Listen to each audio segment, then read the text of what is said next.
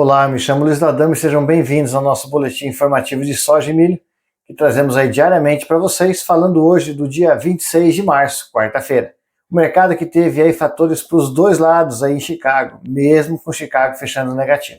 Nós tivemos, por exemplo, a alta do petróleo em 1,9%, fator altíssimo para os mercados de soja e milho em Chicago. Nós também tivemos a questão aí da redução de plantio da safra de soja americana para o próximo ciclo.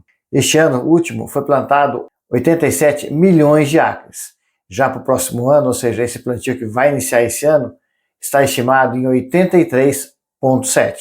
Nós também tivemos a questão da redução dos estoques trimestrais de milho americano. No ano passado, os estoques estavam em 212 milhões de toneladas. E para este próximo ciclo, os estoques trimestrais estão em 208 milhões de toneladas. Então, no caso dos estoques trimestrais para milho, redução, favorecendo a alta em Chicago, ou favorecendo uma alta de preços. Mas na contramão entre soja e milho, entre expectativas de estoques finais em relação à área plantada, o mercado acabou sendo inverso.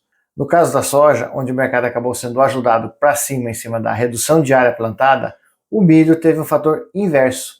Por lá, teremos um aumento de área de milho para esse próximo ciclo. E isso teve um teor baixista para o mercado de hoje.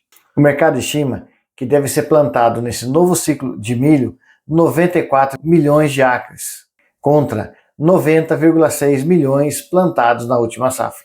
E outro fator importante para o mercado de milho hoje foi com relação à divulgação dos números relacionados à produção e estoque de etanol. A produção de etanol nos Estados Unidos caiu 4,7%. Mesmo assim, nós tivemos aumento dos estoques em 3%. Fatores esses que também puxam o preço do milho em Chicago para baixo. Já na questão dos estoques trimestrais para soja, este número trouxe um teor negativo para os preços de soja, já que no último ciclo os estoques estavam em 50 milhões,2 e para esse próximo ciclo os estoques devem ficar em 51,6. Então, aumento de estoques trimestrais para soja, redução dos estoques trimestrais para milho, aumento de área para o plantio de milho e redução de área para o plantio de soja. Então, esses dois fatores acabaram agindo de forma inversa entre soja e milho na Bolsa de Chicago. Outro fator baixista para o mercado de hoje está relacionado à notícia já dita ontem, que é o acordo de trégua no Mar Negro entre Ucrânia e Rússia, ajudados pelos Estados Unidos. Além disso, nós tivemos alta do dólar no mercado internacional, na casa de 0,35%. E as incertezas com relação às políticas comerciais do governo americano. Fatores esses que juntos trouxeram um pouco de Chicago, tanto soja quanto milho, para um fechamento negativo. Então fique com a gente para ver aí como ficou esse fechamento. A soja, entre fatores positivos e negativos, acabou fechando praticamente inalterado, cotado a 1.000,75 cents. No caso do milho, novamente quedas aí acima de 1%, caindo 1,4% no maio, equivalente a 6,5 cents negativos. Com isso, maio fechou cotado a 451,25 cents. No caso da B3, quedas também, 0,5% tanto para maio quanto para julho. Dessa forma, o maio fechou cotado a R$ 77,32, queda equivalente a 40 centavos de reais por saco. No caso do mercado de prêmios, nós vimos uma estabilidade no mercado de hoje, fechando maio a 80 acima, diferente da data do dia anterior, onde o mercado acabou fechando com leve alta, mas enfrentando durante o dia uma grande volatilidade da casa dos prêmios. Já com relação ao dólar, que no mercado internacional acabou fechando em alta, aqui no Brasil, o dólar também operou em alta, com um ganho de 0,67%, fechando a 5,7328, próximo da máxima de 5,7473. O dólar aqui acabou sendo influenciado também pelo mercado externo, relacionado ao medo do mercado em como o governo americano vem trabalhando em relação às suas taxas, o que pode gerar um receio de recessão, por isso a alta do dólar no dia de hoje.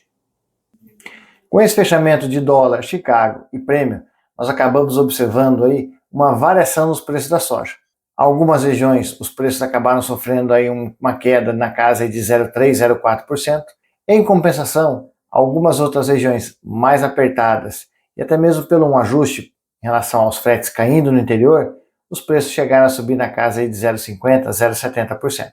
Já no caso do milho, o mercado voltou a cair novamente e hoje trabalhando com preços próximos a 1% de queda no mercado interno, e que leva o mercado até mesmo a ter uma redução na demanda. Isso porque, como o mercado veio caindo de preço, os compradores acabaram ficando mais ausentes, impulsionando assim um pouco mais forte a queda do milho no mercado interno. E na questão de clima, falando aí que em relação às chuvas, temos comentado com vocês que em relação ao milho safrinha, a região aí do Paraná e propriamente o sul do Mato Grosso do Sul são regiões que estão precisando de chuvas. E nós observamos, não de forma regular, ainda irregular, chuvas caindo nessas duas regiões. Pouca, na faixa de 15 a 25 milímetros.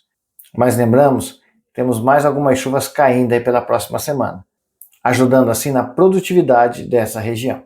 Já os demais estados, a quantidade de chuvas tem sido muito boa para a produção do milho safrinha, desenhando assim uma safra cheia para essas outras regiões.